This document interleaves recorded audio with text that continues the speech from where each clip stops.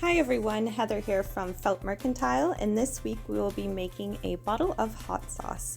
This request was from Brianna, and if you'd like the pattern and the tutorials for the salsa guacamole chips and the jar of salsa, I will put them above and below. I am trying my best to get all of the patterns available on Etsy. For those of you who have been messaging, I will have them up shortly. Don't forget to like, subscribe, and hit that alert bell to keep up to date with all of our weekly tutorials, and comment below with suggestions, and I might just make yours next.